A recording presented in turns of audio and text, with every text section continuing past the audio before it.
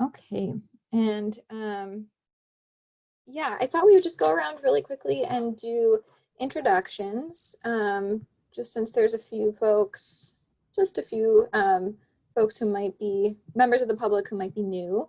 I'm going to stop sharing my screen for a second and just really quickly introduce myself. I'm Jessica, and I am a transportation planner at the TJPDC. And then I guess I'll call on people because that is probably the easiest. So Bob, why don't you go ahead and introduce yourself? Hello, my name is Bob Brown. I'm the GIS analyst with the city, and I'm here today to talk about the One Map project. Go ahead, Peter Olm. Hi, I'm Peter Olms. I'm with the Virginia DOT Research Division, the Virginia Transportation Research Council. Thanks, Peter. Michael. Hi, I'm Michael Barnes. I'm with VDOT. I help manage the projects once they get funded. Amanda.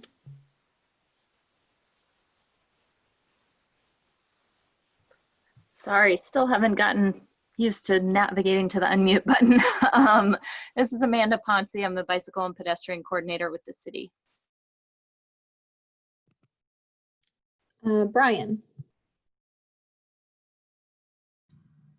Hello, I'm Brian Becker. I work with Albemarle County GIS, and Andy Slack, I guess, has been mostly involved with the project so far, but he's asked me to work with the city on the data transfer. Great. Thanks, Brian. I thought you might be our member of the public, but I'm glad to see Albemarle County has some GIS folks here. All right, next, we'll just continue with introductions anyway. Dan Butch. Dan Butch, Albemarle County Transportation Planner. And Dan Mahone. Dan Mahan, Greenway Blueways Supervisor for Albemarle County Parks. Kevin. Good morning, everybody. Hi, Kevin McDermott, Albemarle County. Peter Krebs. I'm Peter Krebs from the Piedmont Environmental Council. Sandy, if you want to go ahead and introduce yourself. Yeah, Sandy Shackelford with the PDC, and I'll apologize right now. I'm going to be multitasking, so if you need me to respond to something, you might have to yell a couple times, but. Thanks, Sandy. Shane. Good morning, everybody. Shane Sawyer, VDOT Transportation and Mobility Planning Division. Bill. Hey there, Bill Palmer with the University of Virginia, GIS planner, helping out with the One Map stuff and all this this bike ped planning work that we do here. And if our Zoom user wants to reveal themselves. Michael Geiser, I'm not sure why it's coming as a Zoom user, but I'm just the advocate for everybody. So Great, thank you for joining us. So that's everyone, and I appreciate us doing that because it helps me take attendance to include in our meeting summary. So that was very helpful. Great. So our first item on our agenda is to talk about One Map, and thankfully we have Bob and Brian here to talk about what that looks like right now. So Bob, I'm just going to hand over stuff to you, and you can show off what you've been working on. Sure, I'm going to share my screen real quick.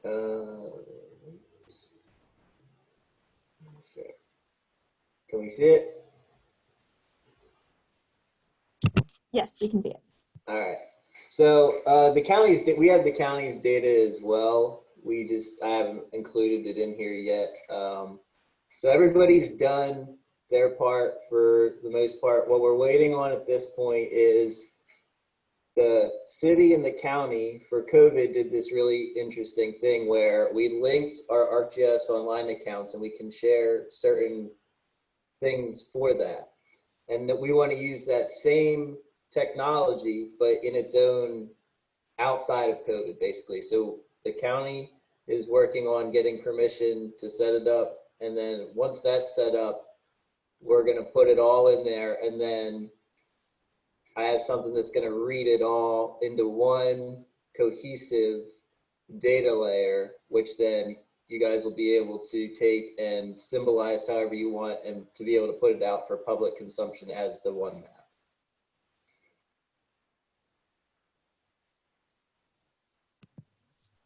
So can you say that last part again, Bob? What will we be able to put in and who will be putting that in?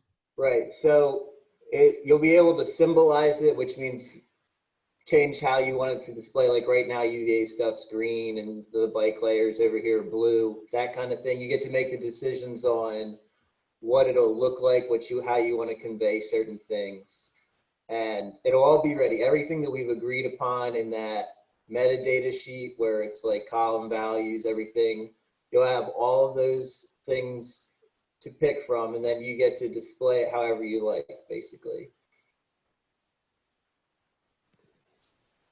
I think that really gets at one of our comments from our last meeting where Ann Malik had some concerns about how shared use paths were going to show up, and specifically those paths that might not officially be shared use, things that should be just for pedestrians or just for bikes or something like that.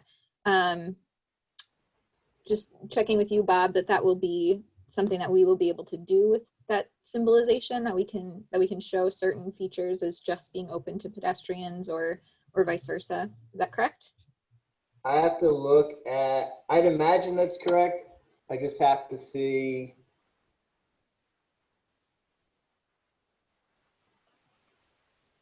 Yeah, so we have this ownership type field, and then there's a shared use. I'm not exactly sure where it is. And one of these fields, it indicates shared use. You could filter for private shared use and then pull those out, that kind of thing. But you should have that ability if everybody's data is valid and has all of that stuff filled out. You would have the ability to filter out certain things you don't want to show. Say like pieces of the Rivanna that don't connect to one another, or any other example you want to come up with that fits that scenario. Great. Does anyone else have any questions for Bob? I'm going to try to. If you don't mind, this is Kevin McDermott, Albemarle County. Do we, and this maybe isn't necessarily for you, Bob, just for the group, or maybe Jessica, do we know how we're planning to make this available to the public? Is that something that is going to be through the TJPDC or possibly through all of us? And with that, I want to just make sure, getting to Ann's issues with it and other issues maybe that she didn't bring up, how we can make sure, be confident that what we're showing is what we want the public to be aware of and knowledgeable. Like, we don't want to direct the public to private trails, or if there's planned trails out there that are, maybe just conceptual lines on a map that we're not quite ready to say that we want the public to be aware this is a possibility yet. That kind of thing. Or if there's restrictions on trails like no biking. When we do roll it out to the public, I just want to make sure that we all have control over it to make sure that doesn't happen. So I'll hand it over to Bob in just a second to answer all those technical questions. But first, yes, the TJPDC is going to host it on our website.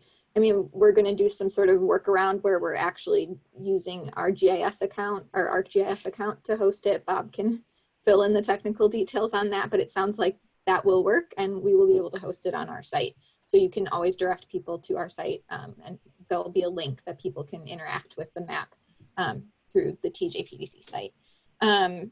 As for your other questions, I think that that's something Bob can answer a little bit better, but basically it sounds like, and Bob, correct me if I'm wrong, anything that you've put into this master data sheet will be something that we can sort by. So if there's anything that's currently labeled private or whatever else, we could say that's not going to show up on the public version. But I'll go ahead and hand it off to Bob to answer that question better. Yeah, the only thing that I heard in there that I know for a fact we won't do is that we don't have We don't have the ability to filter out for restrictions like no biking. We didn't agree on that for our metadata sheet. So like, I know at Ragged Mountain, you can't mountain bike there, but we don't capture that anywhere in the data. So I can't put it up on, you can't filter by that on the map, but everything else you could, that you specifically called out. I mean, in my mind, I think this just speaks to, you know, once we get this on the platform that is going to be used, we need to do kind of a QA/QC, city, county, PDC, UVA, everyone just kind of taking a look to make sure that, you know, what is being shown is what we want out there before it actually goes public. Bob, another question for you.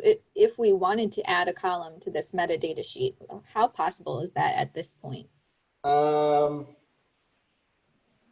It is possible, but everybody's going to have to do a lot of work. I mean, it's not a huge deal for me to set that up, but that's the kind of thing where you want to be careful based on the value proposition of it, because once you start doing that, you don't want to end up doing it for everything. You know, I would suggest that, because there's no real difference between doing it now and say doing it after you guys have already seen the data. I would take what we have now, which is already a wealth of information. You're not going to be able to display in a literal one map at this point to convey all the information that we have. I would just take what we have and then work with that. And then if you realize after that something is so glaring, that's the point when I would consider changing it. But I think we should just finish what we're working on now before we get to adding new things. Well, just one point. I think when we were first conceptualizing the one map several years back, one of the strengths was to have, you know, call them daydream trails, just stuff that we weren't actually thinking you'd want to put out for the general public's consumption. So, you know, I'm wondering how much work it is to have a column that just is sort of like available for public viewing and have yes, no, just a column there. So you could have a bunch of stuff in a no column that might be conceptual trails that are being talked about or something that might be a possibility. And that way you could have a gate that would just be things you're willing to show publicly, things that you're not willing to show publicly. So we do already have that. We have a planning status bar, and you can filter out for things that are in the planning phase. And then I know for a fact we just don't have that specific mountain biking restriction field. So, but we do have everything in one map is things that already exist and things that are planned to exist. I like Michael's idea though, as like a final check, because it's not that every planned route is something we don't want to show to the public. There could be lots of planned routes that we love to show to the public, but there's also some that are just so conceptual that could be crossing private property at this time because we don't know the exact route of it that we may not want to show. So that column, like Mike was talking about, could be the final check, is like, these are the ones that are available that we would put up on that publicly available one map. And these are the ones we don't want. So you can do that without adding a column. It's called, I don't want to get too technical in it, but it's basically, you can filter out, you can have all that data, and then you can filter out what the public gets. You don't need to do it by adding a new column, which is like not necessarily a good data practice. But if you guys were to say like these features, whatever they may be, if we, for our like planned, say if you wanted to take one map, which is one data set, and you want to make several maps from it, one of them being say like a planned infrastructure map. But there are some where they're so convoluted you don't even want to put it up there. You can certainly filter those things out. But you don't need to start adding a bunch of columns to it to do that.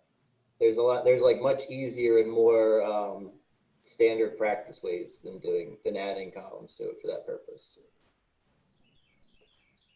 Okay, One understood, more- and I agree. One more question, if you don't mind, and just real quickly on the last one. I understand about the filtering. I just would caution that maybe something as simple as a yes, no, public or non-public might be simpler for a lot of lay users, lay staff people who are going to just want that simple yes, no kind of thing. But if we can use the filtering system and it works, it's fine. The only other question I had was, and the potential for using this as an analytical tool to try and select projects that are going to be the highest choice for the future rounds of grant applications or city county funding, whatever it is. How hard is it going to be to add new columns to this data set so that we might be able to put certain attributes like proximity to schools or close to density or minority populations, those types of things. So we might be able to do analytical work with this data set. So are you asking if you could take the data set as it is at a certain point in time and do what you're talking about? Or are you asking if all parties that contribute to this data could all agree and continually update it with these fields that you're talking about? Because they're two very different questions. No, I understand your point. I think you're right. No, this is actually taking the data and maybe exporting it to something else that you can do an analytical exercise. Incredibly given talking about that. I mean, an hour. The other way, very difficult. Right, because the other way, basically, everybody has to be continuously updating the data, but if one person's working with it, they can work it as a data set. Thank you. I want to give Dan Mahan a chance to ask his question. He's had a hand up for a while. Yeah, thanks. This is a great project, by the way, but the question of being able to demonstrate on the map where you can't ride bikes is going to be pretty critical to a lot of folks. Ivy Creek is one example where, we wouldn't, bikes just simply aren't allowed. And it could be deceiving for someone who sees a map that doesn't indicate that. They'd show up with their bikes and not be able to go there. Anyway, I just wanted to put my 2 cents in on that. I think it's really important. So I have a question because this seems to be more of an issue for the county. And yeah. Amanda, you guys can correct me if I'm wrong, but are you fully aware of the list of, do you have a list of places that should not be biked on? And yes. Is it a long list or a short list? It's not a long list, but it's a volatile list. It's kind of a critical list to some folks. And it involves sensitive areas or issues. Or management policies, long-term management policies. It's not that many, but they are critical to some folks. Sure, and I think my follow-up question would be: is there any shared feature among that short list of critical areas that's already in the metadata that would allow us to take those off of a public map, or identify them with a symbol and in a different color in some way? Or is this really going to require another workaround? You've got the Ivy Creek trails on there and the Ragged Mountain trails. And at this point, neither of those trails are officially, open to bikes. Those are the only two that I can really think of that I see. You can ride a bike anywhere else, or horse.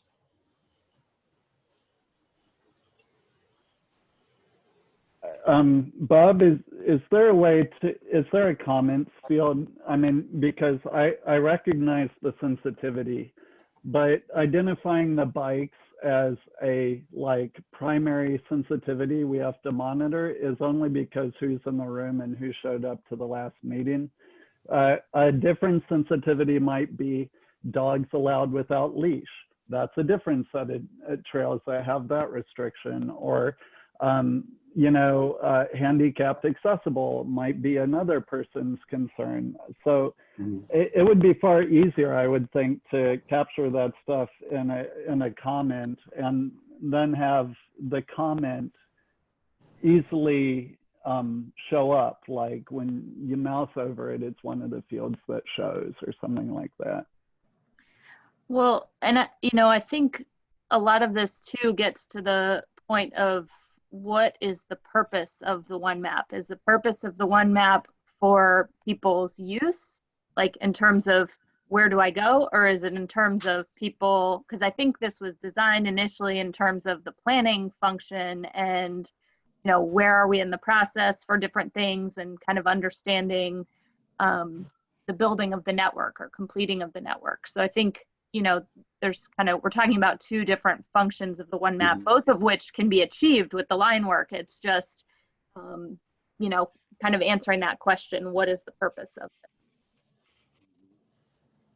And I think that's a good point, and it really gets back to some stuff that Bob said earlier, that this might be an iterative process where you guys started with this idea that it was going to be for planning purposes. Let's finish that work, being sensitive to this idea that members of the public are going to use it for, you know, figuring out where to ride and walk, and then work to improve the map from there to make it meet that secondary goal of having something that people can access for most likely on their phones to bike and walk around the community.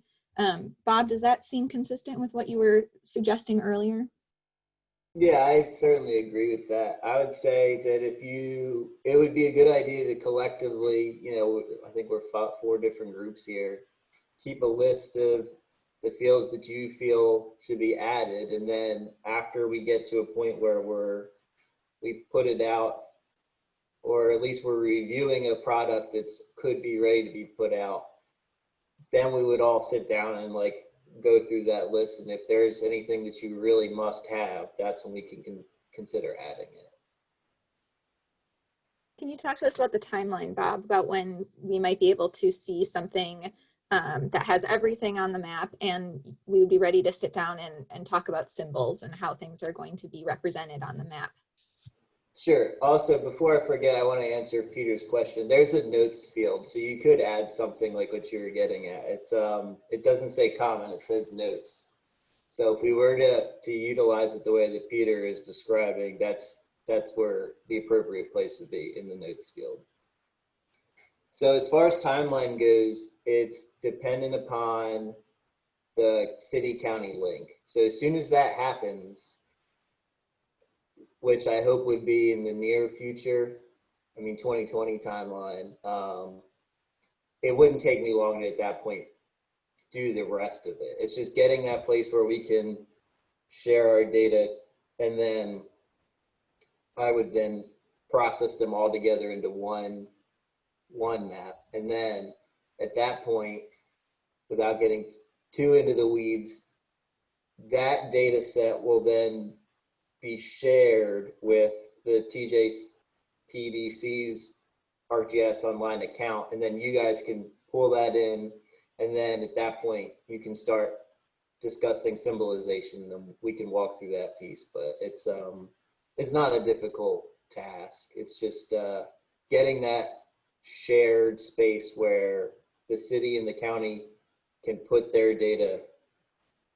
That's the key thing that's pausing us right now. So do you think we could tentatively talk about having you back at our December meeting to see a finished product?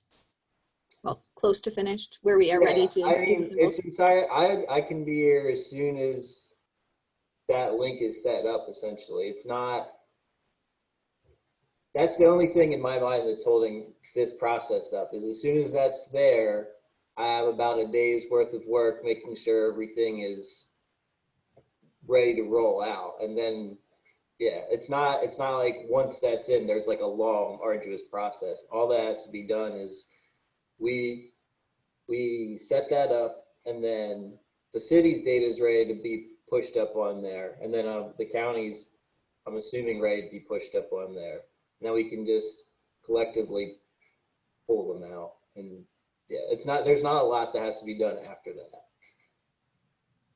That is good to hear. And I guess Amanda will just count on you to keep us updated about when Bob is ready to come back. Sound good? I know you have to find your unmute button. Yeah, it does. Okay, great. I want to give, before we let Bob go, I just want to give everyone an opportunity to ask any additional questions that we haven't covered regarding the one map.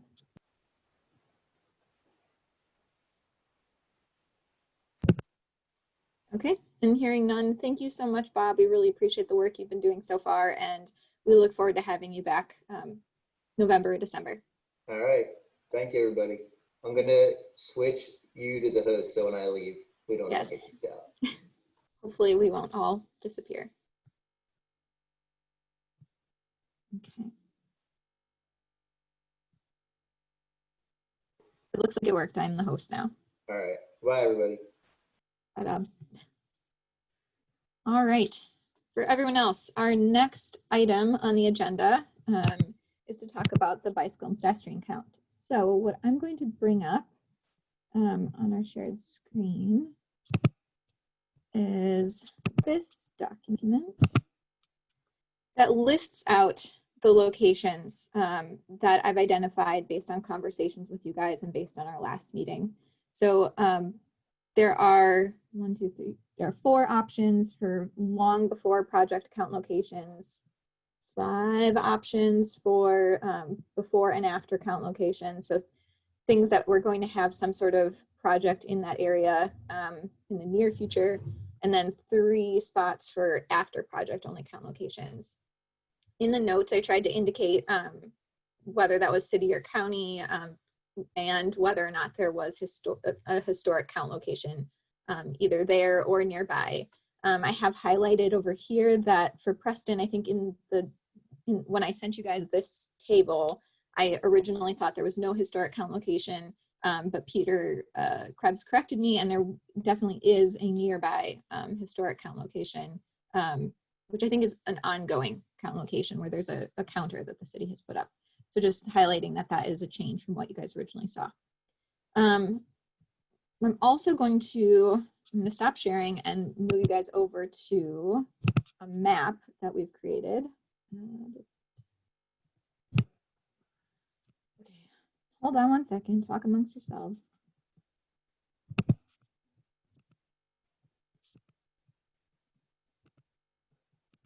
Great, are you all seeing this map? So this is the map that I created a while ago that just showed the historic count locations. I've changed colors because apparently green is used for like parks and stuff. So all the historic count locations are in either red or yellow. Red if they were listed as a historic count location, but I never found any data for those locations, and yellow if it was a historic count location and there was at least some data from 2015. All right, going to make everything smaller over here. Back us out. I'm letting 2 more people into our meeting, so just hold on a second. Okay, and then in purple are all the suggested count locations that were on that table that I shared with you guys. So at this point, I'm really just looking for feedback from everyone out of all of those count locations. If we were ideally to pick 3 from each category, which 3 would those be? And if, it doesn't have to be 3 from everything. It could, maybe some of those locations just don't make any sense based on information I don't have. So I'm flexible, but ideally we're gonna get down to 9. Okay, so I'm just gonna open the floor and we can take a look at the locations on the map if we need to. But I'm just curious to hear from everyone. What are your priorities based on the list that we have right now? What are the 3 categories? Let me share that screen. Is it the 3 things with blue check boxes on this screen, the automatic count sites and the suggested count sites and the historic? Nope, I made it more complicated than that.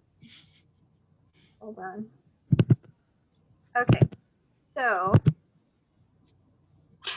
What I Okay. tried to do, and Peter, I don't think you were at our last meeting where I was trying to explain my whole philosophy behind this new refocused bike and pedestrian count. So for anyone who's forgotten or didn't understand it the first time, basically, rather than doing a bicycle and pedestrian count that tried to get a sense of the whole region and how many people are biking and walking in every single place, I tried to recognize our limitations as a PDC and focus on count locations that are going to give us before and or after project information. So I've identified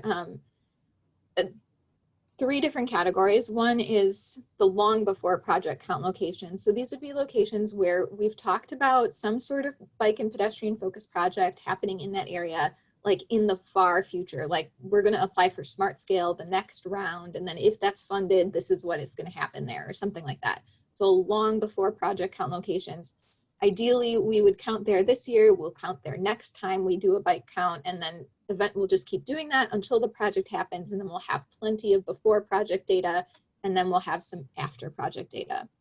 The before and after project count locations represent places where a bike and ped focused project is going to happen in the near future, so the next year or 2.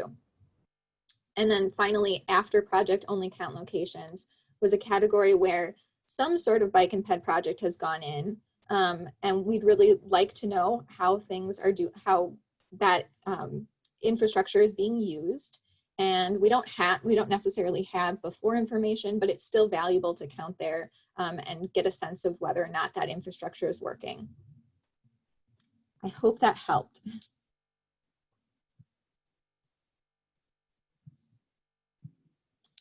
So now I'm just going to kind of hand it over to you guys again. Out of all these, which ones do you definitely want to see? Which ones do you think we can cross off the list? I definitely need to hear from both the city and the county in order to make the best decisions moving forward.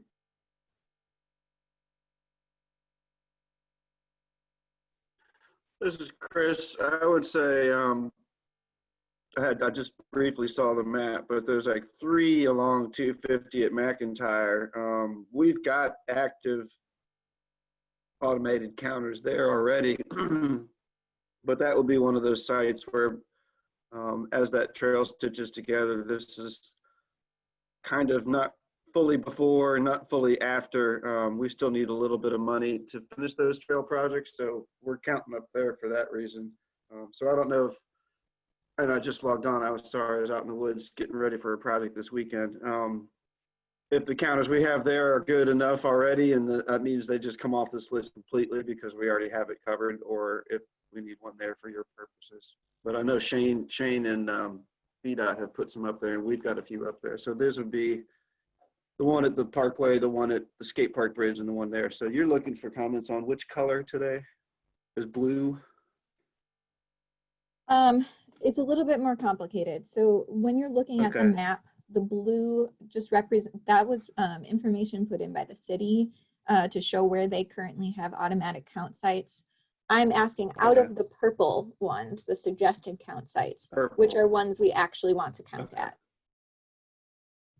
Okay.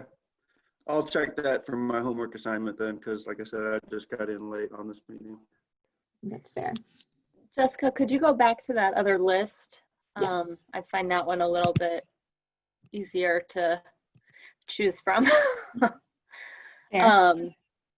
I mean, I think all of these make a whole lot of sense. I guess from my perspective, from the long before, the Preston, Grady, and 10th would be a city preference for me personally. Chris might feel differently about the Market and Riverside.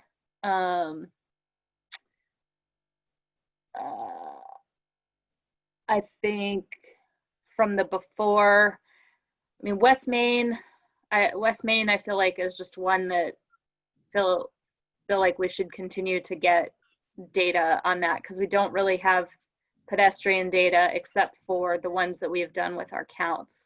So even though we have a permanent bike counter, we're not necessarily counting the pedestrians 24 hours.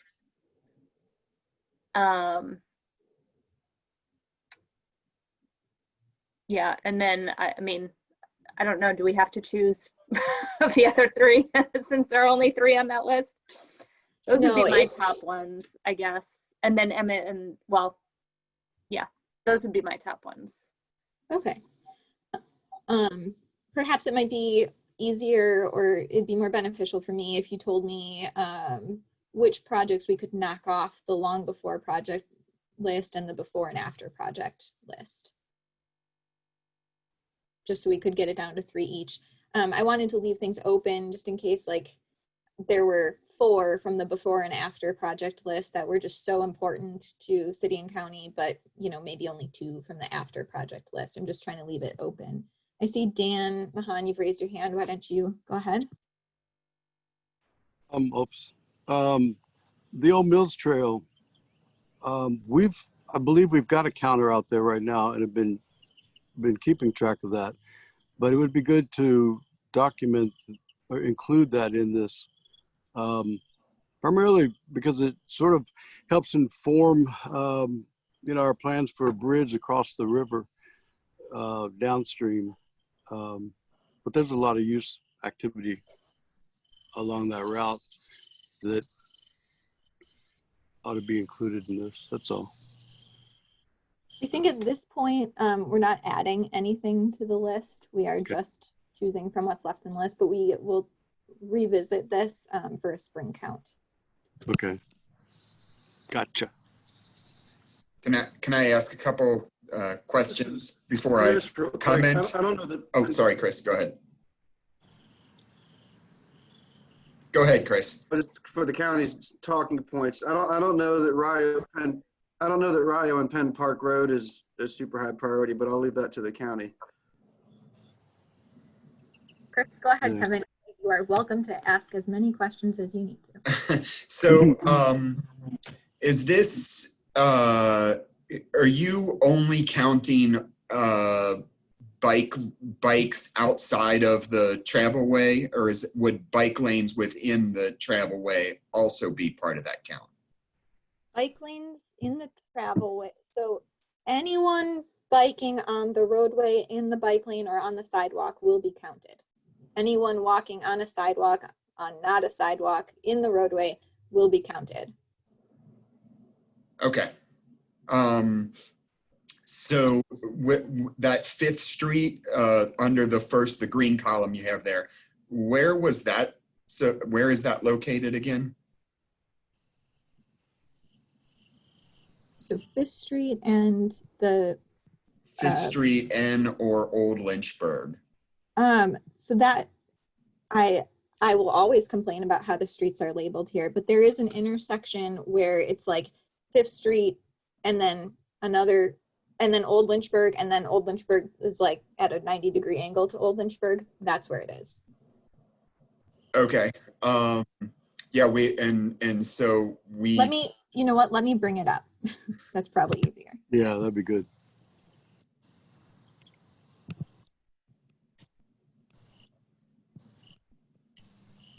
Here it is. When you zoom in, this is also labeled Old Lynchburg right here. Oh, yeah. Old Lynchburg used to turn and go under the highway, and then 5th Street came in and they realigned it like that. So, that's an interesting place, and I'm not exactly sure how the count could work, but I think we can talk through it and make it work. So where you show that red or that purple dot right now is the site where the Albemarle Business Campus was just approved by the board, and they're moving forward pretty fast. They're gonna, currently there is a really poor path along 5th Street right there, and nothing on that side of Old Lynchburg, but another pedestrian path on the other side of Old Lynchburg, so on the south side across the street from that purple dot. On 5th Street, they are about to construct a new like high quality shared use path. Oh, okay. I guess if you're gonna, that could be a really good place to put one, and it doesn't have to be right at the corner. It could be maybe on Fifth Street, a few hundred feet north of that corner, just counting the pedestrians on that really poor path right now. And I think you'll get some, but come next year, I mean, it's going to go under construction probably in about maybe 3 or 4 months. They might start clearing and stuff. So that, you know, next year you could go back and count it on that brand new shared use path. And I have a feeling we're going to see a lot, you know, we're going to be able to see the difference there between a really poor shared use path and a really good one. You won't be able to get really any bikers in the road located right there because there's a guardrail separating the road in that bad shared use path or bad pedestrian path right now. But I think that could be a good spot to do a before and after count. Okay. Well, that feels like kind of a lucky pick because I didn't know about that project you were just describing. I just picked something along the corridor study that you guys have just completed. So it doesn't have to be right here, but based on what you just said, it sounds like, you know, maybe moving it right just up here makes it a great count location. Does that sound right? Yeah, I think so. Okay, cool. So that sounds like a priority for you guys. But I shouldn't expect very much this time around. No, I mean, you know, I think you'll get some. There are people that walk along that path. It's just there's not a lot, but we'll get a lot more, and we'll get bikers once it's converted to the high quality shared use path because bikers will be using that then. So that's a good one from the green column for the county. And on the blue, you have that Rio Road, which Chris mentioned. And maybe it would help once again, the Rio Road Penn Park, if you could pull up the map as to where you were thinking so that I could kind of give a little direction. And when are these going to go out? I guess that's another question. Fingers crossed, the next 2 weeks. Okay, good. Then you won't, because we are really close to going to construction on this one. So yeah, I see it there, across from Charlottesville Catholic School. Mm-hmm. So this one, I think this recommendation came from you, I think, when we had our one-on-one conversation. You said there was going to be some sidewalk going in here. Is that correct? Yeah, there's existing sidewalk that goes along that along Rio right there. What is that, sawgrass or something? That little court you see. This one. Yeah. So on Rio, adjacent to that road, there is an existing sidewalk that ends right about where you see that 637, and so it dead ends right there. We're going to extend that sidewalk all the way to John Warner Parkway, and that's going to be under construction really soon. So I guess if you're going to count, you could count that sidewalk now when it's not really providing a lot of use. And then after we install the rest of the sidewalk, find out how making that additional extension of it actually improves the use of it. The other thing is that you could put it where there is no sidewalk, because I think there's like what do they call them, cattle trails or desire lines up on there where people are already walking off the edge of the sidewalk and just keep walking along the front of the houses. But you could put it anywhere along there, and you might get some good numbers comparing 2 weeks from now from a year from now when that sidewalk's built. Okay, great. So I'll take a closer look. And I would probably add. Go ahead, Chris. I would add, if you put it at the corner, you're going to catch a lot of people crossing from the Waldorf School over to Penn Park. There's a lot of east-west going on at the corner. You may want to move it north, to Kevin's point, closer to that 637 indicator to capture only that sidewalk if you're trying to show the benefit of that one piece, because a lot of people cross the road there and go play tennis and walk their dogs and stuff. These screen line counts or intersection counts with each movement separated? So that was going to be our next topic of conversation. They will be mostly intersection counts. I think that there was one location on the list that I suggested might be screen line or a segment count.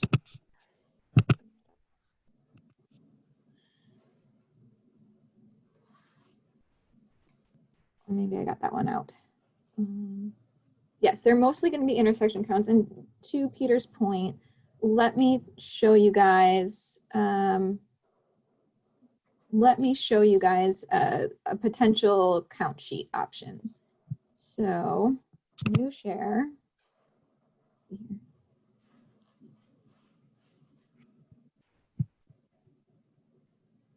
I'm sure by the time the pandemic is over, I will know how to use Zoom.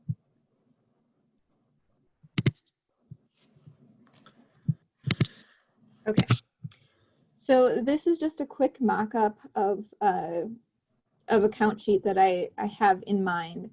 This is, and I'm really looking for feedback from people who are smarter than me about this kind of stuff. So in the city I used to work in, we had lots and lots of volunteers for bike ped counts. And what they did is they simplified the bike ped documentation projects, count sheets. So again, I'm going to show you another screen because I just want to make sure we're all on the same page.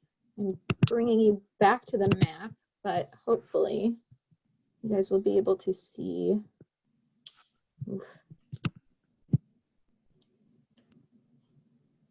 All right. Are you guys seeing the bike ped the bike ped count sheet? Yes. Okay.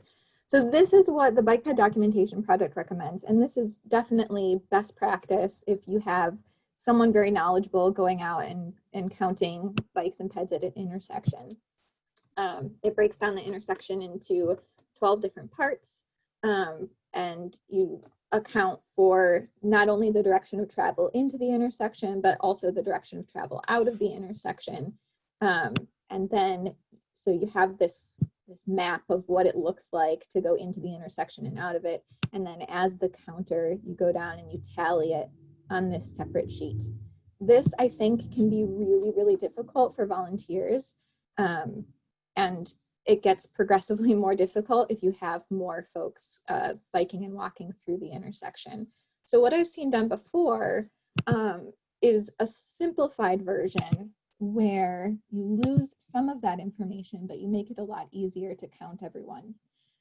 So this is the alternative option where we could document by 15-minute increments just the direction of travel into the intersection. It still gives you a lot of really useful info, but it frees up the counter to also document this demographic information. So what the counter would do is for every bicyclist or pedestrian entering the intersection, they would document that person in one of these boxes. And then they could tally in each of these boxes as many, they can tally as many times as they need to. So you would have someone perhaps entering the intersection from the east, and then that person, so you put a tally here. And then that person is also wearing a helmet, so you're going to put a tally here. That person is clearly under 18 years old. They're, riding a child's bike, and they look like a child, so we're going to put a tally here. It's a little girl in a pink dress. You're going to put a tally here, and she is sidewalk riding, so you can put a tally here. I think that still gets a lot of useful information, and I'm really eager to also collect this demographic information as the PDC is interested in improving our efforts towards achieving transportation equity. But I'm very curious to hear what everyone's thoughts are on this. I also recognize, the city I used to work in was a pretty perfect grid, and Charlottesville and Albemarle are not, but I still think this is useful. But I'm curious to hear what you folks all think about the potential count sheet. So just jump in with any thoughts. Would there be one of these for bikes and one of these for pedestrians, or is it lumping them all together? Good point. I would definitely I'm going to adjust this count sheet to make it clear that there would be bikes and peds. So perhaps each of these 4 columns would be divided into 2, with one column being for bikes and one for peds. I did this before my coffee this morning, so thank you for Is pointing there that out. any, is there value in collecting minority data, partly to pitch, in my world for trails at least, that, you know, a lot of this is affordable living infrastructure, not just dog walking, Subaru driving people going out there enjoying the woods for trails. Would it help to have some minority column in there that begins to show that, you know, who's using it? Is it, Yeah, so particularly in the city, you know, city councils, more funding stuff that would help more low income and equity stuff, you know? Absolutely, and I really struggled with that. What I envision putting, if we're going to include that data, I would have a column that would just be a tally mark for non-white. I think that it's I don't know. I don't know that it's any harder than any of the other things to guess, but I'm not sure. I appreciate you mentioning it. Is there anyone else who really would love to see that or has any reason not to include it? I think I'm leaning towards including it again as a column that says that just as a tally mark for non-white. I was going to also make a suggestion to that effect as well. The other thing I was going to say is I do think that this simplified version is, I would love to give it a try and see. I know I counted Belmont Bridge site one of the last times, and it is pretty difficult to capture all of the different movements and all the different things. So yeah, I would definitely support giving a try a more simplified version. Because really, I mean, you know, it is useful data. It is incredibly useful data, but it's almost more useful when you know a specific project is going to have, you know, so maybe it is that like that long before count where you're maybe doing the more detailed stuff, because those that are in design or almost under construction, doesn't really, we've already made some of those decisions about how an intersection is going to be designed. So what direction people are going is less important than those where maybe we haven't made those decisions yet. And the data would be helpful in terms of informing the design process. I think that's a really interesting idea, and I'm totally open to this concept of using different count sheets for these different categories. I think that makes a lot of sense. So thanks for that. That was just I'm not necessarily advocating that. That was just more me thinking through the different count sheets. So. Well, it does make a lot of sense. So we'll take a closer look at that. Any other comments from anyone? Either about the count sheet or the count sites? Yeah, I'll just say, this is Bill Palmer. Yeah, I think this simplified sheet is probably the way to go. My recollection from doing this in the past, like actually counting the bikes and peds is, and maybe it's because I was doing it, you know, around UVA at full, you know, during full class change times, but the pedestrian aspect can get really overwhelming really fast. And, you know, the bike aspect is pretty steady. You're not really worried, you know, it's easy to make all the check marks, but the pedestrian ones, it can get pretty overwhelming. And so as simplified as it can be is a good thing. And I don't know, you know, I think in the past we always just did numbers of pedestrians, never really tried to characterize them per se. I would assume, is that what you're thinking with the pedestrian side of it, or were you going to try to thinking we should try to capture similar attributes? Yeah, so I think that typically I've seen these demographic attributes be most just for the bicyclists. And clearly that's where my brain was this morning when I was creating this simplified count sheet. I think that has been historically for, because bicyclists just tend to skew so much more male and middle-aged. So having this information was particularly useful for that, whereas pedestrians seem to, you know, it's a wider range of people. Yeah. So I think that's probably what we would do. These demographic things would just be for bicyclists. The only additional thing I might include for pedestrians that well, no, that's it. I'm going to stop there. And I do want to say, Bill, the map that I put together, the suggested count locations, I realized are not super focused on the university, and that was partly on purpose, just because of the COVID situation and knowing that people are not moving in their regular patterns. It didn't seem like super useful to have that data this year.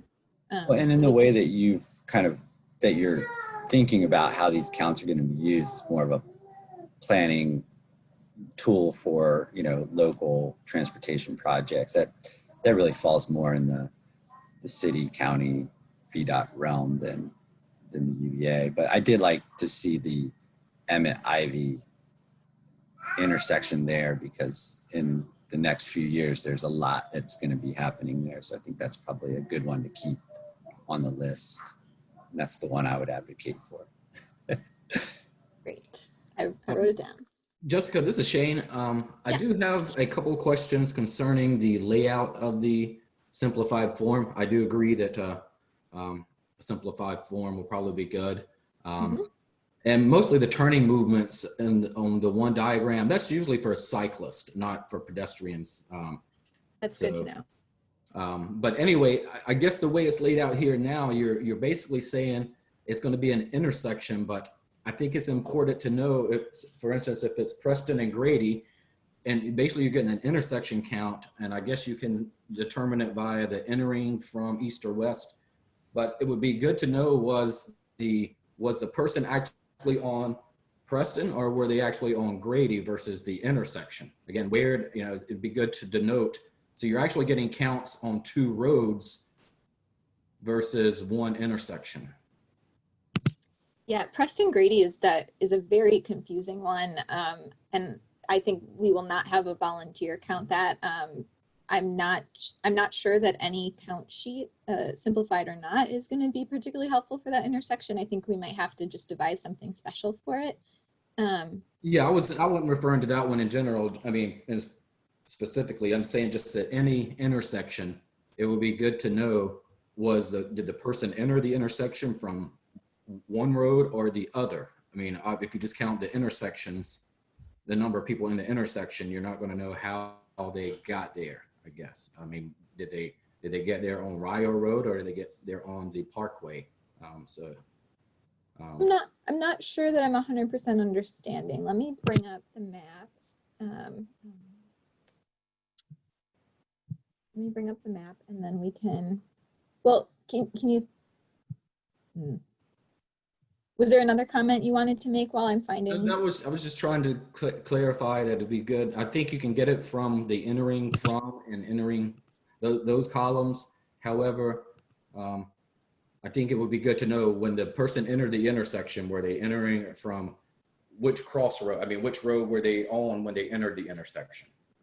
So for this one that you're looking at on the map, with, what was this one? This is McIntyre, or this is Rio crossing Waldorf School Road, Penn Park Road. So for the person counting here, if they were counting here, entering from the east would be anyone coming along Penn Park Road entering the intersection, and anyone entering from the west would mean they were going on.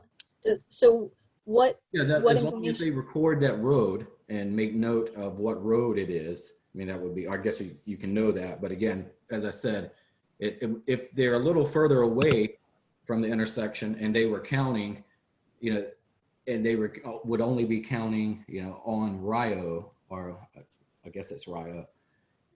But if you put them at the intersection, yeah, that would work. Again, it's just important to know that where they're coming from, I guess, is as long as we capture that. Yeah, so if I'm understanding you correctly, then you're just looking for when the data is actually published, that information was clear. Yes. That east meant Penn Park Road and west meant Waldorf School Road. Yeah, and that it's each of those is I guess the origin is probably how they're getting there is as important as how many. Okay. Yep, and I think that that should be doable with the form that we tentatively have. Jessica, Any I other suggest that if you have the time, it would be great to personalize each of these for the 9 intersections, just because we're not a north-south grid city. So instead of entering from east-west, it would say entering from, and then the road name, or maybe a landmark, coming from Bodo, something like that. But that does add some time to your staff workload, but it also probably gives you a better chance of getting something that's usable. Yeah, so that's exactly what I was thinking, what I envisioned doing. And since I'm only looking at 9 count locations, I'm going to make a cheat sheet like this so that people, and I will use the landmark stuff, looking towards Alderman Road or looking towards the Bodos or something like that for each intersection. So that will be available, and that way the count sheets can still be just a random thing people can easily print off. That'll work for any particular count location, but they'll have that cheat sheet information available to them as well. Okay, any other comments on either count locations that you absolutely want to see or absolutely do not care about, or the count sheet? Jessica, this is Dan. Yep. Can you just show back to the list, the Excel list, I guess. Do you have John Warren Parkway in Rio? Okay. We still have to decide on that one. This category only has the 3, so I'm going to do all 3 if that's what everyone wants. So if there's a particular spot you don't want counted, that would be. Let me just double check with Shane. I don't know if it's we're repeating ourselves, but I think this is a location that we requested VDOT to count. And that would actually be the perfect overlap, because Shane has talked about wanting the manual count data to validate the automatic counters. Okay. But unfortunately, our counters aren't going to count the on street at that location. So anybody using the bicycle lane versus shared use path would not be picked up. Okay, so it's a good idea then to keep that as is. Yeah, probably just so we could get the bike lane counts, because again, right now we're not getting those. Okay, then that's fine. Sounds good. Also, you're saying we're not, Jessica, you're saying we're not going to add to the after project list, because we were thinking on the south end of Berkmar, we have the shared use path that's in design now, south of Hilton Heights. And I know we even, I think we did request for the northern end with VDOT to do the northern end of Berkmar too, north of the Rivanna River. So. Is there one of these that is for the county? We'd have to take off from the third list then? I think so. Well, then I guess we'll do the spring round then for that. Okay. Yeah. Anyone else? All right, if you have any other thoughts, comments, questions, as always, feel free to email me. I'm going to stop sharing this screen. I'm going to just double check. The next thing on our agenda was the Rivanna River Crossing Public Workshop. So we've talked about the feasibility study in this meeting before. It is very clear that we need to do a public workshop that has been scheduled for November 12th. It's a Thursday at 6 p.m. It'll be by Zoom. We have, I want to kind of show this off a little bit. On the TJPDC page, make my life difficult here. We now have a bicycle and pedestrian transportation planning page. So on our main page, if you go to program areas under transportation, now there is a whole page just dedicated to bike and ped stuff. And on that page, which is where you can find our meeting recordings and our meeting agendas for the future, we also have these active projects. And that is where the Rivanna River Bridge feasibility study currently lives. You can send people here so that they can read the memo that we discussed in our last meeting. if they want to take a look at that. And that is what we'll be discussing in the public workshop. Prior to that public workshop, remember this was kind of being absorbed a little bit by the Rivanna River corridor study. So Sandy, heads up, we're talking about your stuff now. They are going to be hosting 2 public workshops at the end of this month. One on Saturday, the 24th at 10 a.m. and another one on a Tuesday or Thursday. Sandy, if you want to jump in and give us the date. Thursday the 29th at 6 p.m. Perfect. So at those meetings, Sandy and other team members are going to be talking about the corridor study really broadly. And at the end, I get like 3 minutes to encourage people to come to the bridge feasibility study public workshop. So what I will have for all of you guys in the next day or two is a social media post for that public workshop and a press release that is going to go through both the county and the city, and hopefully we will be releasing one press release for everyone talking about the feasibility study public workshop. I'd like to use the next 5 minutes or so, or however long it takes, to just hear from folks about what do you want, and especially from VDOT, what do you want on the agenda for this public workshop? So my initial thought had been to do something like an expanded version of the presentation I gave you guys at our last meeting. So there would be some sort of historical context setting at the beginning where I talk about all of the like planning studies and all of the public engagement that's already gone into identifying this particular crossing as an important one for the community, for both the city and the county. And then go into the details of the feasibility study, emphasizing that we are talking about all we are talking about is whether or not these locations will work from an engineering perspective to build a bridge in those locations.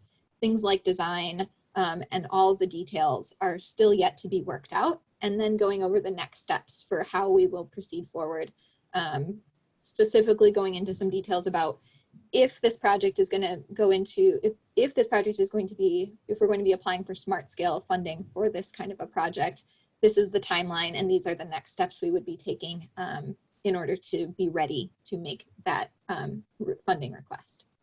So does that sound good to people? Are there specific questions you want asked of the public? What do you want, what do you want to hear from them? What kind of feedback do you want to get from them? And VDOT, am I missing anything that we should be including in a public workshop for a feasibility study that you guys funded?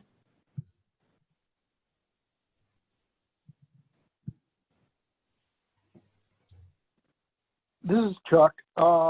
It sounds good. I was just something the way you worded it. Yes, we're not in the design phase. These are the 2 locations that we initially identified based on the topography that would work best. So, I mean, part of it is getting comments on the location at this point.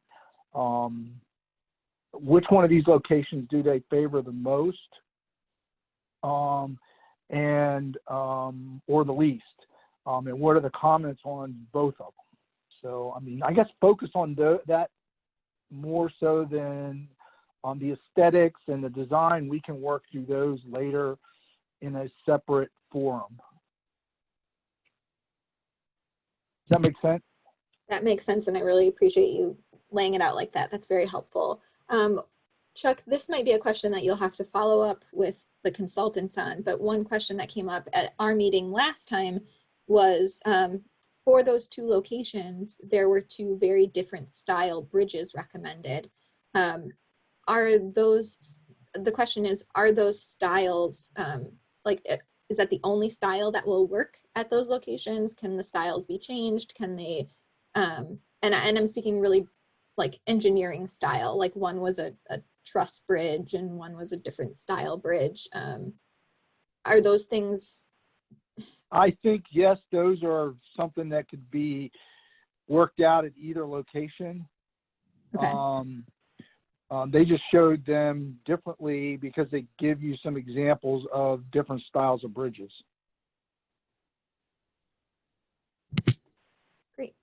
Hey, Jessica, just based on some of the comments I'm getting from the website for the Rivanna River project in general, I'd say one thing just to be prepared to answer questions about are things like, how will this connect to other trail systems? Where's the access? Is there parking nearby? Things like that that might impact other land owners in the area. I don't know that you have to go into detail, but you know, depending on who comes to that call, there may be some of that will come up already. So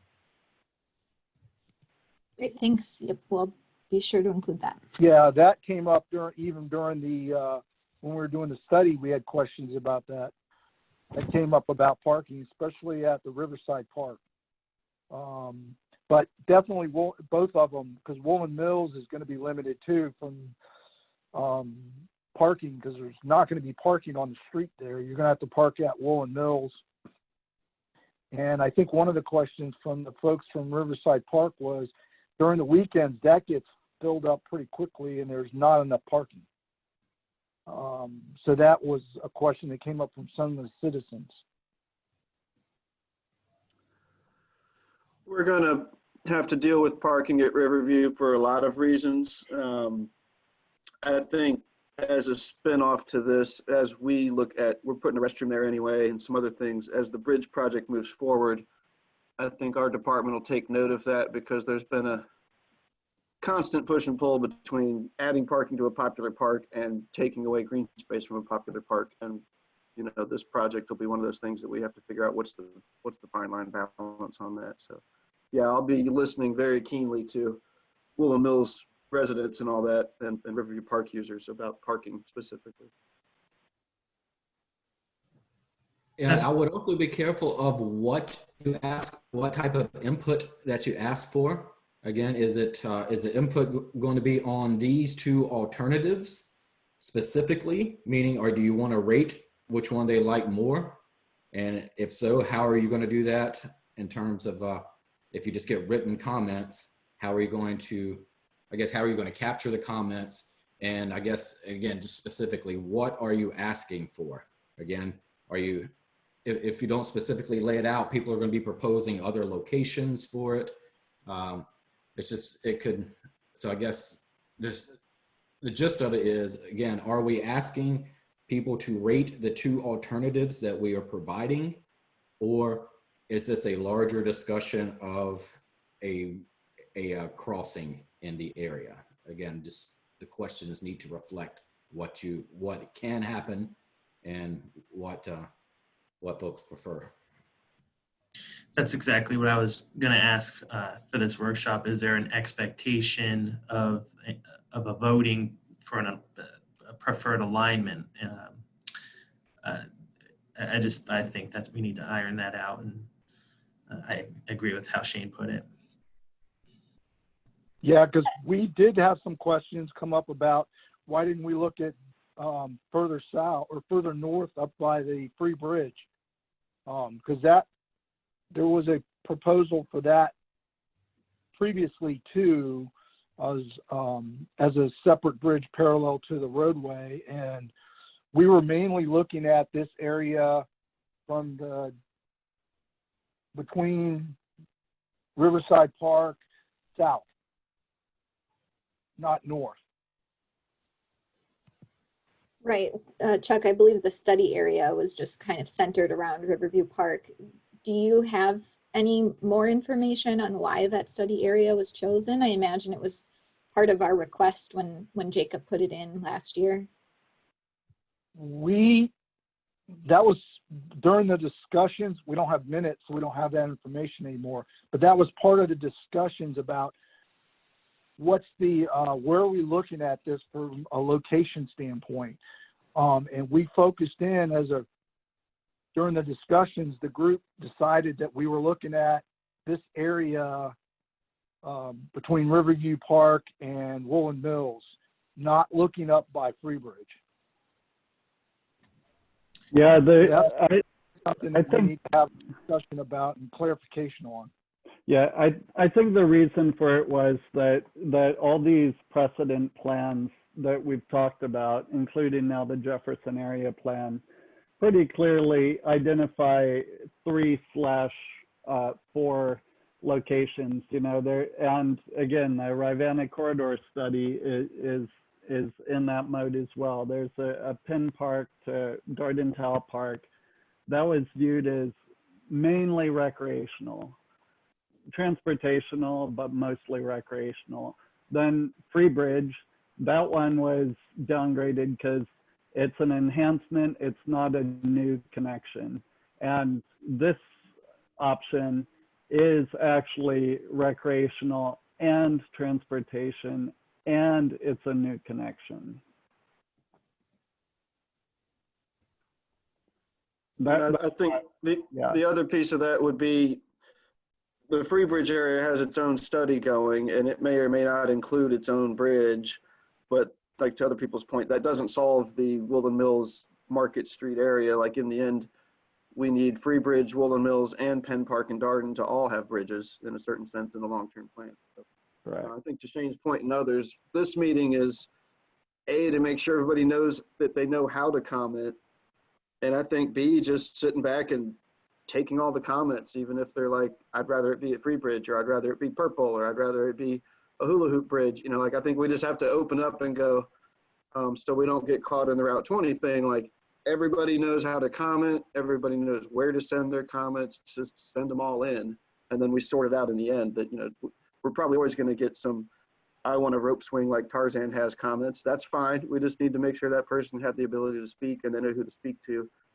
So that if it does go any further forward, people don't raise their hand and go, I've never heard of this. What are you talking about? I didn't get the comment. So I would imagine, Jessica, this is 2/3 public information about, hey, this study's going on, and 1/3, now that you're aware of that, tell all your friends, here's the email address, tell me what you think tonight, send in your comments. You know, this thing isn't going to construction or further planning, you know, anytime in the immediate future. So it kind of just opens up the comment line for any and all takers.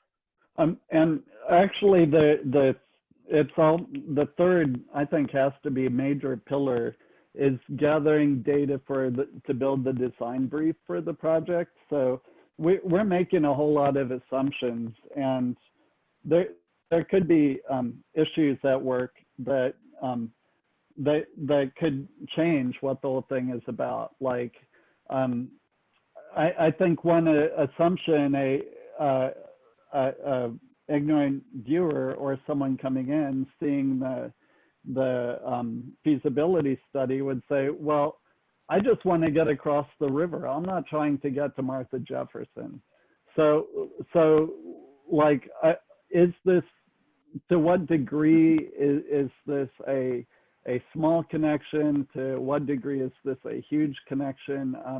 It's really assumptions on our part, and we can get that information from the public. So I think it would actually be useful to come up, us as a group, to come up with some prompting questions like, if this bridge existed, would you use that trail on the other side of the river from Riverview? That type of thing. We just don't know. We're thinking bridge, and they're thinking of like how they live their life and how it might change from this. Well, again, that goes back to my point about the study has basically been done. I mean, basically we're at this point, we're offering alternatives.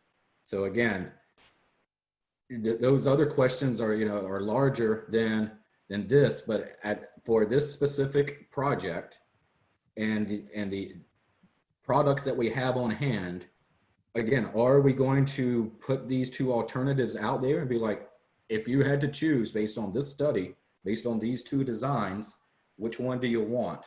I mean, is that something that we're going to prompt people to do? Or if we get general comments and it's like, oh, let's study a bridge somewhere else. This study is at that point obsolete because it did not cover that. So again, I think we need to be very careful on what we want to happen out of this meeting. Part of that might be that we've known we want a bridge in the generic area, and I believe one of the outcomes of the current products is that the two locations. People say Riverview, people say Market. We studied those locations. We found out they're feasible. We have ballpark costs. This may be, to your point, Shane, kind of not speak now or forever hold your peace, but like, is there a preference of these two locations? And in a certain sense saying, yeah, we looked at some other opportunities for locations and these two arose to the top for these reasons. Because if we don't at some point nail the location, we're going to play this game forever and never build a bridge. So yeah, how to ask that question, Shane, is tricky, because it's basically saying, yeah, we looked at that other one and it's off the table because. So how do you ask the public? I'm not saying pick one of the two, but say, are you comfortable with us moving forward to the next phase of design? And if so, what sort of inputs would you give us if we are going to start actually designing one of these two locations? And I imagine one of the responses might be, I like the bridge in option A, but I'd rather have it built in location B. Like that sort of input would be valuable if we're going to take Chuck's study and go to the next level and put it to a smart scale grant. One thing just to keep in mind as you're sorting this out is, to the extent possible, like if you want to get information on a consensus, I think having closed-ended questions that people can respond to via a poll is a good way to get like sort of a feel for how many, kind of the equivalent of how many people in the room support such and such that you might do at a meeting. So it might be a mixture, like do what you can to have people kind of force them into making a choice between one or the other so you can get a feel. And then you can facilitate some open-ended, back and forth comment as well. But I think, to the extent that there are sort of discernible choices and you want to, get, you can sort of help define that to move a project forward. I think that's going to be helpful and beneficial to figuring out a direction to go.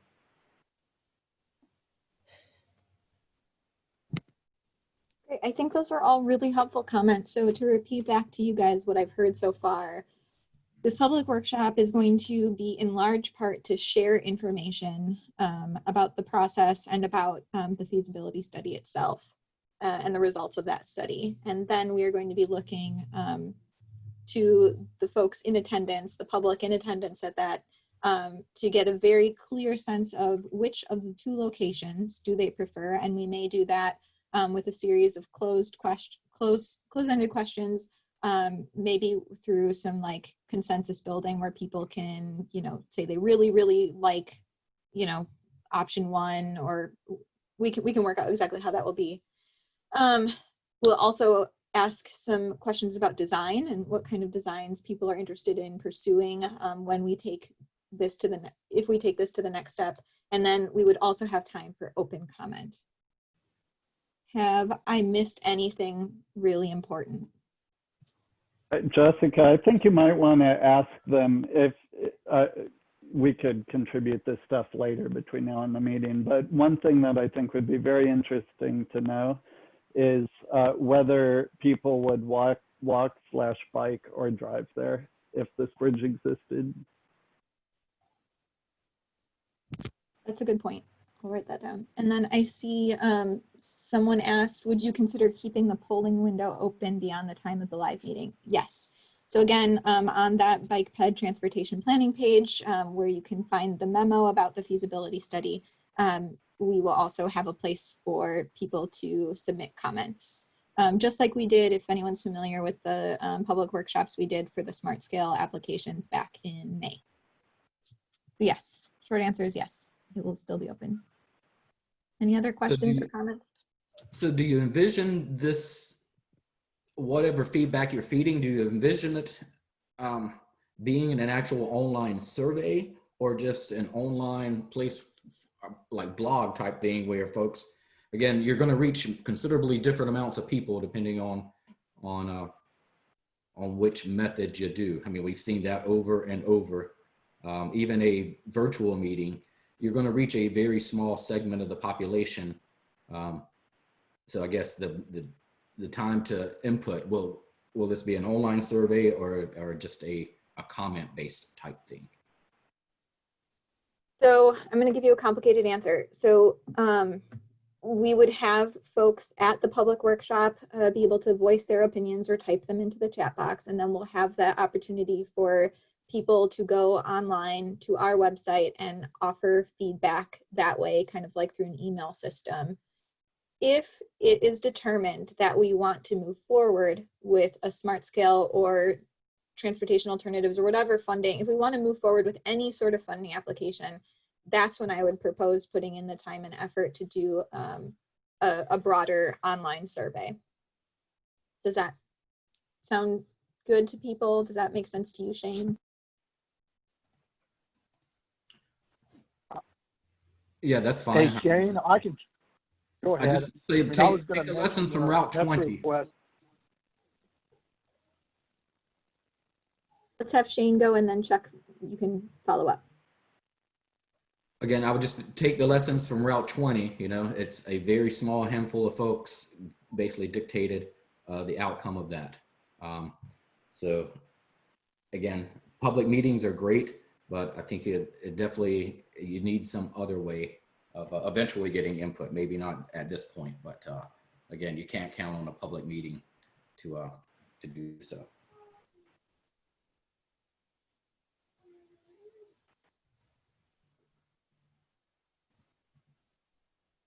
Chuck, did you want to add anything?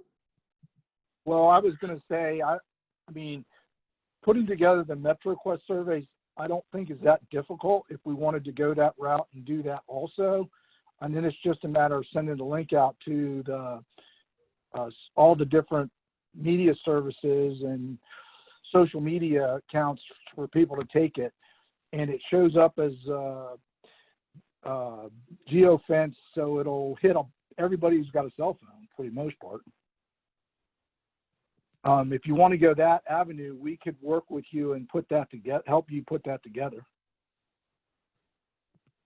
Yeah, I appreciate the offer. I guess I'm just concerned that it's premature without having a clear path forward to request funding. But I would be particularly curious hearing from the city and the county, because we would need, you know, given that this project exists in both jurisdictions, what, you know, do you guys anticipate the localities being in support of seeking funding for this in the next few years?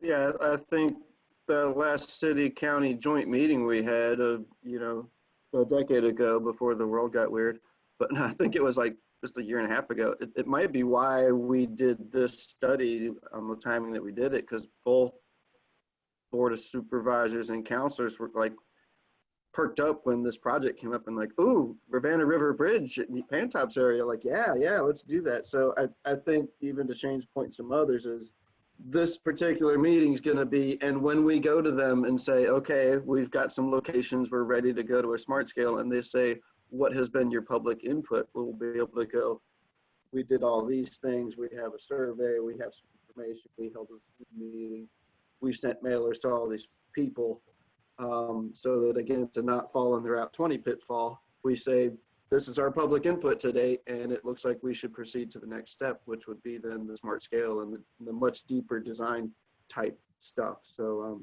yeah, I believe at the high levels from that last meeting we had that there was big support for this project. But just to clarify, Chris, are you in support of having an online survey in addition to the public workshop, or holding up on that? Yeah, I'm in support of as many portals for public input as possible. Again, even if the input we get is too far into design or says I'd rather have it over there, at least when we send it up the ladder, we can say this is the feedback we got from your constituents about this project. And then again, as long as they know this is kind of like, should we proceed to the next step input, anything about design, we would kind of put in a folder for later. Okay, Kevin, Dan, does the county want to make any comments? Yeah, I definitely agree. I brought Serena in. She's our, she works with the county and community engagement. Serena, did you have anything else? Yeah, I would just echo that the more opportunities people have to participate, the better. And yeah, just having that open, the people can come and view the Zoom anytime. So I'd say like a 2-week window would be great. And that way we can promote it a little bit more as an opportunity that people can really dig into and get the information they need, and it's on their time. And I also want to say, like what Chris said, this was brought up to the joint city county meeting, and this is when the Jefferson area bike ped plan was recently adopted. And so they were, interested in this city county collaboration. And so, I think we are taking the right steps with the public workshop and just learn from Route 20 and just be able to iron out how we're going to do the public input for this. So Serena, I kind of want to tap you for your expertise in public engagement. Would it be best practice for us to simultaneously run an online survey around the same time that we're doing the public workshop in middle of November, or do we want to hold off until perhaps after the holiday period, looking at January, or is that too late? Well, I don't know what your time frame is for using the input that you do receive. So I would probably, if there was some deadline that you had to be responsive to, I'd direct around that time. But I think if you have momentum around the Zoom meeting / workshop, then I would kind of go alongside that. Maybe keeping the window of participation open a little bit longer, just to ensure that you have max, participation. Thank you. Sandy, I'm sorry, I'll interrupt you again. Sorry. No, go for it. Feel free to get in touch with me anytime about this, for sure. And I'll put my email in the chat for you. Sounds good. Thank you so much. Sandy, can I pick on you? Is this something that we want to, have the corridor study collaborate on? Like, do we want to have another survey that asks these kinds of questions about the bridge in addition to any questions that you guys want to ask, or are you done surveying people? Well, the challenge we have for there is that there's an expectation from Albemarle that we'll have the majority of the project done by the end of December, so the end of this year. So I think probably what makes sense is to have some really high level recommendations or alternatives, regardless of whether or not there's a full recommendation to move forward on. I think probably we're going to say, well, public consensus at this point is around here. The recommendation might be to pursue some sort of funding for a bridge in this general location based on public feedback. I don't know that we're going to have time to go back and forth much more though. Thanks. Okay. So it seems like we have a plan for a relative plan for the agenda for the 12th.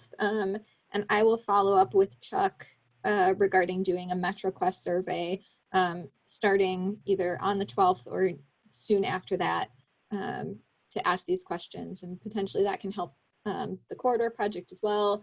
But if it doesn't make it into your final documents, that's okay too, because it'll be helpful for this project moving into potential funding applications. If anyone has any additional comments or questions, pop them in the chat or feel free to email me later or give me a call. With our last 20 minutes, I wanted to give a little time for roundtable updates. So let's start with VDOT. Chuck, and Shane, do you guys have any updates for us? Other than I'm working 24 hours a day, 7 days a week on Smart Scale. That's pretty much it.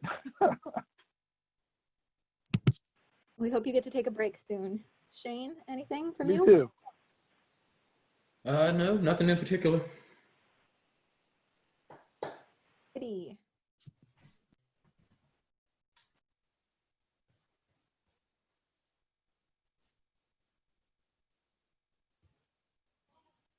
I'm just hoping to get Rugby Avenue out to bid next, and the Washington Park Madison Avenue bike ramp connector project. Those are the next two. I'm looking to get to construction phase in the near future.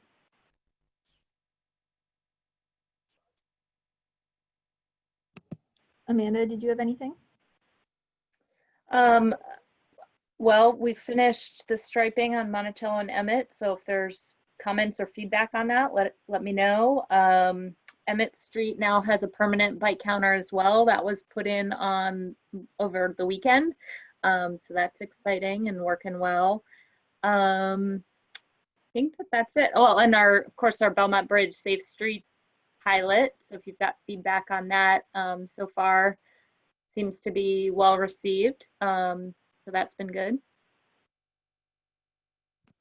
Great, thanks, and congratulations on that pilot project. How about UVA?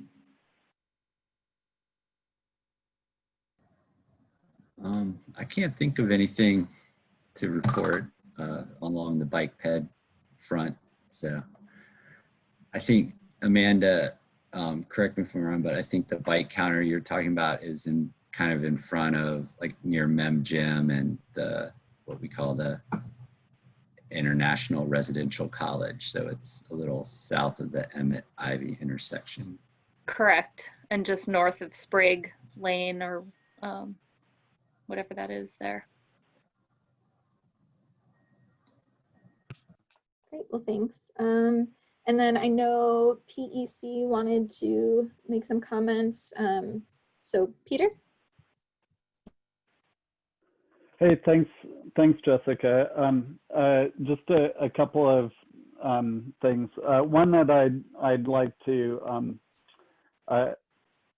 just as an announcement. So the next meeting of the Active Mobility Alliance is on October 27th. I'm going to post a link to that.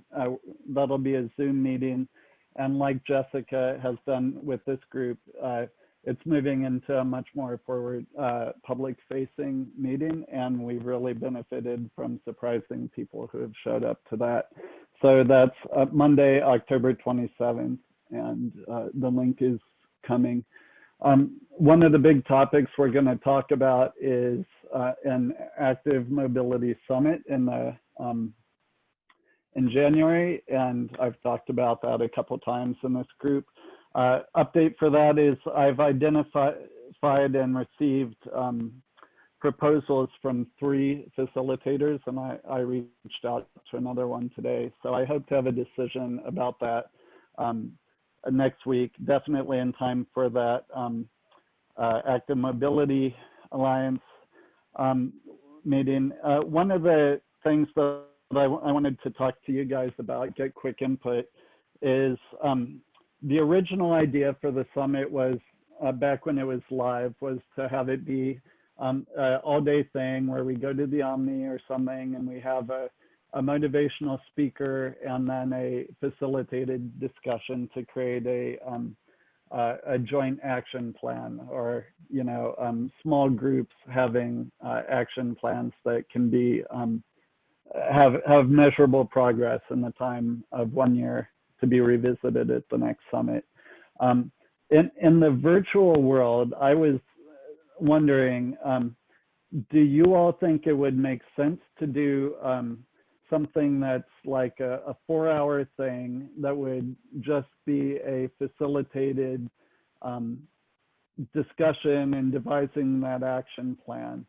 Or would you guys think it would be better to have something that's a little bit longer and include a motivational speaker? What's sort of your tolerance, or what feels good or what doesn't feel good for you all in terms of virtual meetings and big ones like that?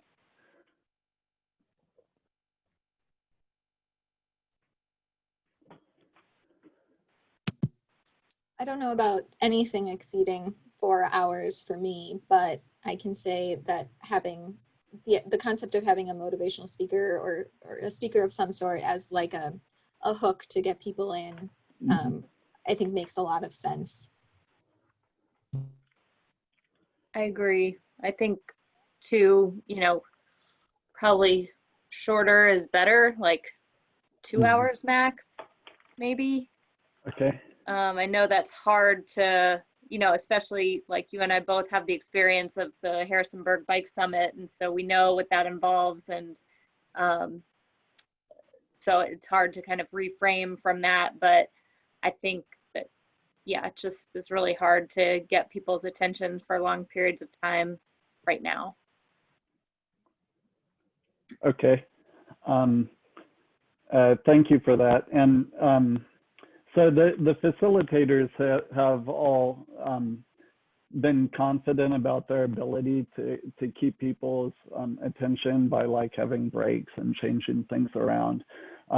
But what that does tell me is optimally having something that's short and having a motivational speaker would be like most optimal. And yeah, so thank you for that.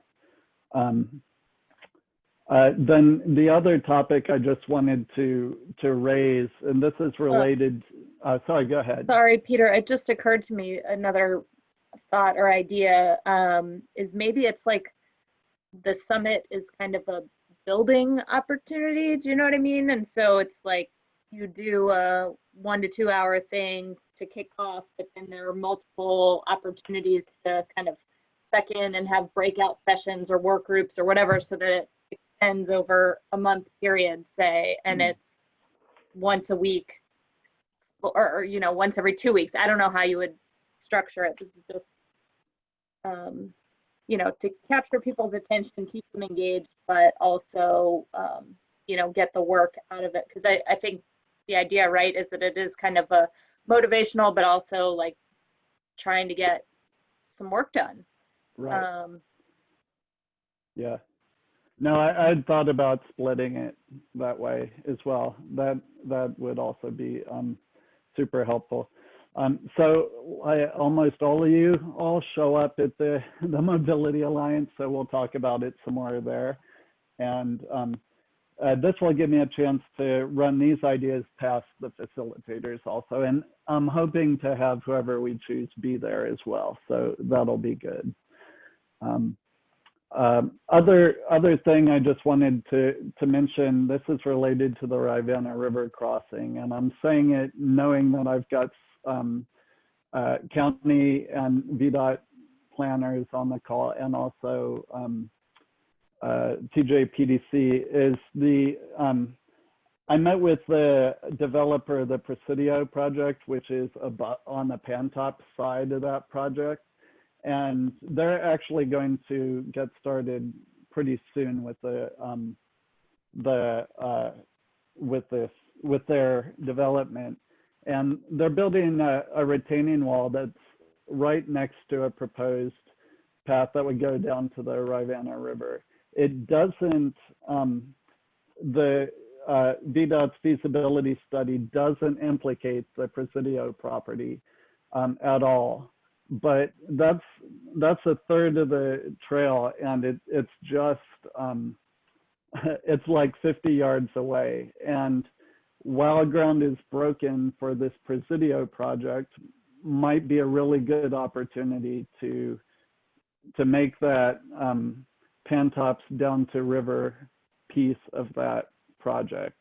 We saw with Fifth Street Trail Hub, in fact, it's the same developer, how difficult it was to go back after the fact of a retaining wall being built, you know, in a stream valley, and saying, oh, we actually want a trail there. They are willing to make their resources available, their team, or, you know, modify the site plan as necessary. But it's going to have to actually be the locality doing that. So we could talk more later about it, but let's keep that in mind as an opportunity and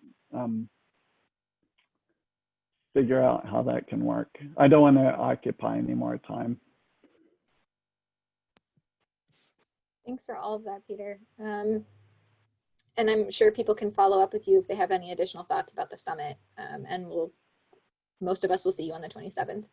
Anyone else want to make any comments or announcements or anything? All right. Well, that concludes our meeting. Again, I want to thank all of you guys for your attendance today. I've learned a lot. I think we've put together some good next steps, and we'll see you again in November. Have a good rest of your week. Bye.